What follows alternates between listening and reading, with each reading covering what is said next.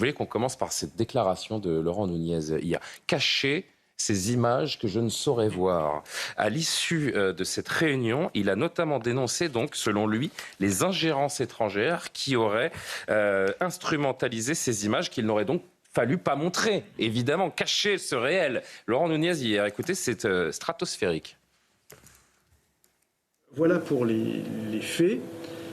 Tous les États, évidemment, ont déploré qu'à la faveur de la circulation d'un certain nombre d'images, on ait eu un certain nombre d'ingérences informationnelles d'États étrangers qui ont utilisé ces images, évidemment, pour critiquer la politique de gestion migratoire de l'Union européenne, essayer de diviser les États membres entre eux. Et évidemment, tous les États ont déploré, tous les États membres, tous les ministres de l'Intérieur des États membres ont déploré l'utilisation qui a pu être faite de ces images pour diviser l'Union européenne. Et tous les États ont convenu que c'était vraiment le pire des maux, qu'il fallait absolument éviter cette division. En tout cas, pour ce qui me concerne, quand je l'ai dit, quand je me suis exprimé, je l'ai dit très clairement, mais j'y reviendrai. Regardez, avant de vous entendre, ce qu'en a dit Marion Maréchal après cette déclaration donc, du ministre de l'Intérieur. Marion Maréchal qui nous dit énième dérapage du ministre de l'Intérieur d'extrême centre qui appelle à la censure des images de Ceuta au prétexte que ceux qui les partageraient se rendraient complices d'ingérences étrangères. Ces accusations aux accents totalitaires sont de plus en plus fréquentes. On ne joue pas avec la liberté d'informer. Les Français ont le droit de savoir à quoi les expose la politique migratoire irresponsable de ce gouvernement. Il ne fallait pas montrer les images, comme certains chiffres qu'il ne faut pas donner pour ne pas exalter les Français sur tel ou tel sujet. C'est hallucinant. C'est une politique de censure au nom de bonnes intentions. En fait, il nous explique que pour maintenir l'unité, la cohésion, en fait, il faudrait que les journalistes s'auto-censurent. Il est possible que certains le fassent et intégrer cela, puisque nos amis de Libération, la plus grande menace. On fait une en disant qu'il y avait une récupération à droite ou à l'extrême droite de ces images. La plus grande menace pour la société n'est pas justement la migration de masse, le problème de la désintégration, de l'échec de l'assimilation qui va derrière, de la montée de l'islamisme. Le plus grand problème, c'est la montée de l'extrême droite. Donc, comme le risque, c'est que ça de faire monter les partis dits populistes, eh bien, il faudrait cacher la réalité. Je crois que c'est pas le travail des journalistes. Le travail des journalistes, c'est de montrer le réel. Ensuite, ce qui est vrai, c'est qu'effectivement, nos adversaires peuvent exploiter ces images. Il est possible que les Russes, puisqu'ils les désignent, exploitent ces images. Mais enfin, ils ne font qu'exploiter le réel. Si on ne veut pas qu'ils l'exploitent, il faut simplement qu'on ait moins de failles, notamment sur la question migratoire. Est-ce que cette affaire monte ? Mais ce qui est intéressant, c'est que c'est toujours à géométrie variable. Oui, je pense à nos confrères de Libération qui, il y a quelques années en arrière, mettaient la photo de cet enfant. Et c'était insupportable de regarder cet enfant échoué sur une plage dont j'ai oublié le prénom et j'en suis navré, qui était Ilan ou... Oui, sur la récupération, vous avez raison. Oui, et en effet, c'était juste un flagrant délit de récupération pour faire du pathos avec ces vagues migratoires. Le débat public, c'est de la récupération, ou alors tout le monde, effectivement, le débat, c'est justement d'essayer d'analyser les images, d'avoir une compréhension du monde. Donc, j'ai envie de vous dire, la récupération fait partie de la démocratie. Une démocratie où il n'y aurait plus de récupération, c'est-à-dire de réaction politique à des faits majeurs, serait plus une démocratie.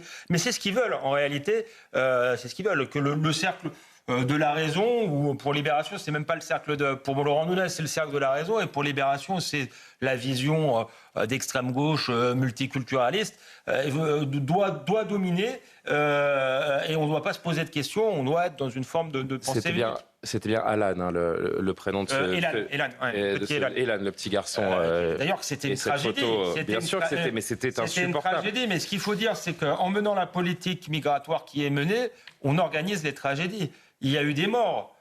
Et franchement, les premiers responsables 75 morts, selon Pedro les derniers Sanchez, la Cour suprême espagnole, et en partie le Maroc qui a laissé passer également ces migrants. Mais si on veut qu'il y ait des morts en Méditerranée, eh bien, ne faisons pas de politique migratoire. On va en avoir beaucoup. Sur cette histoire d'instrumentalisation des images par la droite, par l'extrême droite, voire par la Russie qui pratiquerait de l'ingérence à travers ces images, Laurent Nunez s'est trouvé un allié en la personne de Raphaël Glucksmann.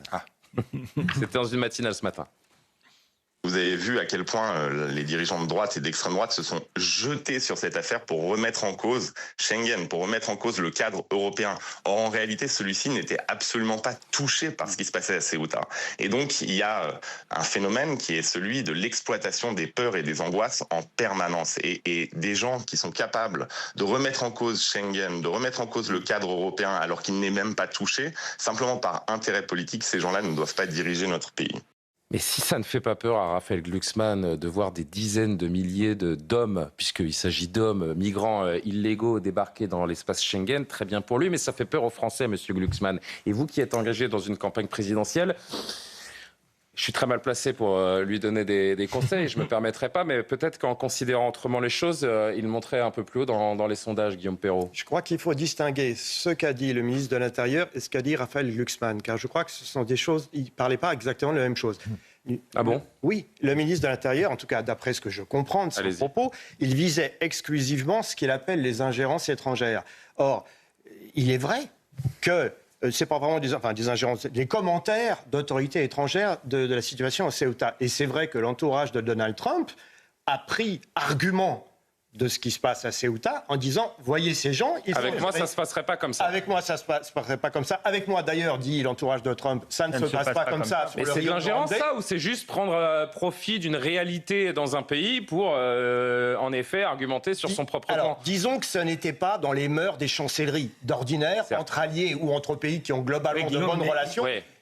Mais ce que je vous décris, c'est le monde d'avant. Mais... Vous voyez, ça, c'est un peu autre chose. Il parlait des commentaires de l'entourage de chefs d'État et de gouvernements étrangers sur la situation, qui se prennent argument de Ceuta pour dire, voyez bien, l'Union européenne est une passoire, ces gens sont complètement désunis et impuissants, nous, on se débrouille mieux qu'eux. Bon. Alors, que le ministre de l'Intérieur réagisse à ça en disant c'est pas convenable de faire ça, ça ne me choque pas. Guillaume, ça ne me choque pas, à condition qu'il s'attaque au problème. Voilà. Je distingue ce qu'a dit Glucksmann, lui, c'est tout à fait autre chose. Lui, il dénie le droit aux responsables politiques de la droite ou de ce qu'il appelle l'extrême droite de tirer argument de Ceuta pour critiquer Schengen. Là, on est vraiment dans la politique aérienne interne. Le ministre de l'Intérieur, sur cette déclaration précise, je serai plus indépendant. C'est vrai. On n'a pas une petite minute. Je pense qu'on n'a pas la déclaration dans la longueur, mais deux choses. Il est ministre de l'Intérieur, il n'est pas ministre des Affaires étrangères.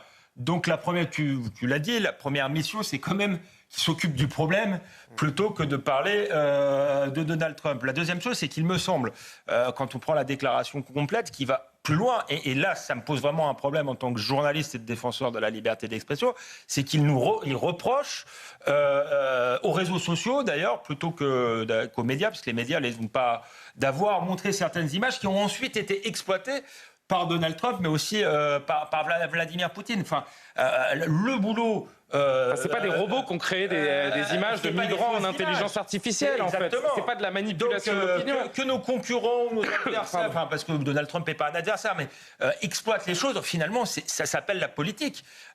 Effectivement, ils n'ont pas truqué les images. Et c'est le rôle, je suis désolé, des journalistes de montrer ces images, et les réseaux sociaux, il faut les défendre, parce que tant mieux s'ils montrent ces images, parce qu'ils montrent le